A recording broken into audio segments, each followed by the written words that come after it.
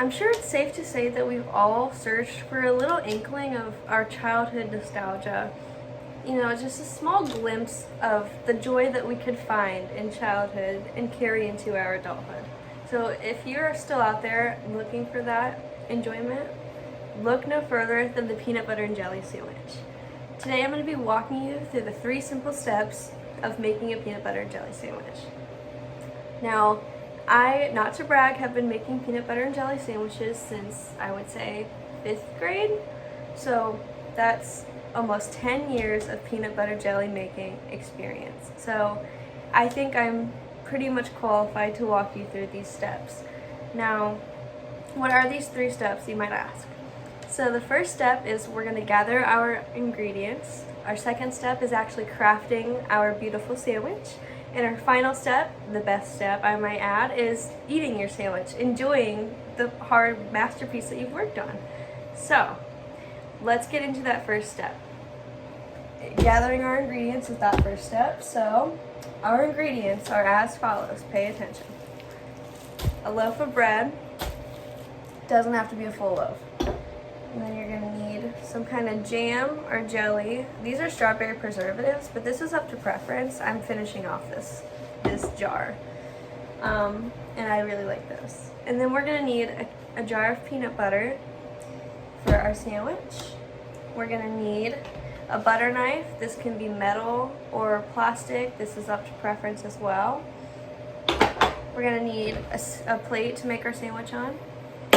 And then this step is up to preference as well. We're going to need a Ziploc bag if you plan on saving your sandwich for later in the final step, which we can go over after we do this.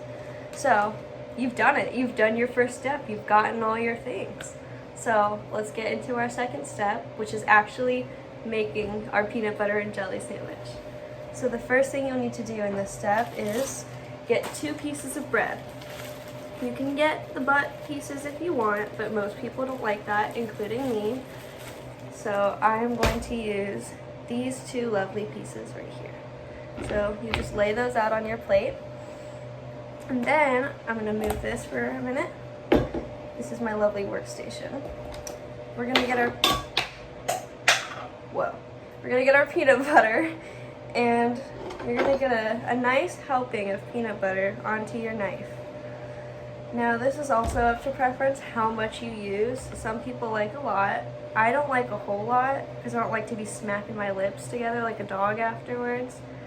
But you're just going to spread that nice even helping right across your piece of bread. Like so. And then you have a piece of peanut butter bread. And what I like to do is take this excess peanut butter from my knife and grab my other piece of bread and just spread that on there since it's gonna get all mixed together anyways. Now that we have our piece of peanut butter bread, we're gonna move this and bring this girl back into the equation.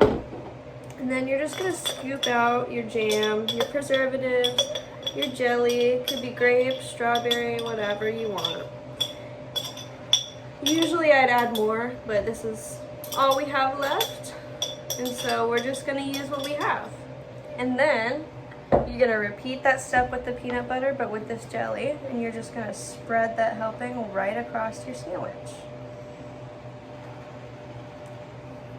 Yeah, this definitely can use a lot more. But for the sake of the video, we're just going to do this. So there's our jelly.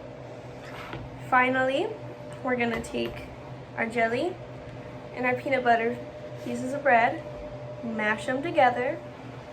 And then you'll take your knife, if you would like to. You could leave it like this, but if you would like to, you could cut this up.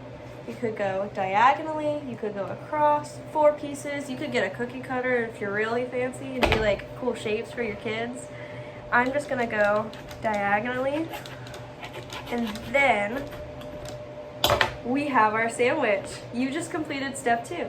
So now we're going on to step 3. Final step, best step I think. You get to eat your sandwich. And if you don't want to eat it, we'll bring this Ziploc bag back into our equation and we're just gonna package her up for later. That's what I'm gonna do since I have another half of a PB&J over here for my first take. So we're gonna package her up for later, just in case I don't want it now. So now you've just completed the 3 steps. You are a pro, just like I am, at making a peanut butter and jelly sandwich. So let's review our 3 steps again. Our first step was gathering all of our ingredients. We had our peanut butter, our bread, our jam, our knife, plate, bag. I think that's it. Second step was actually creating our sandwich, where we put peanut butter on one side and jelly on the other side of bread, put them together, cut them apart. And then our third step, I packaged these up, or if you would like, you can just go ahead and eat it from there. So now that you guys are all pros at PB&J sandwich making, you can take these skills home, and this is a nice cheap alternative snack if you are looking for something to eat and you're hungry, or if you want to circle back to your childhood nostalgia again and have a sandwich just like Mama used to make. Thank you.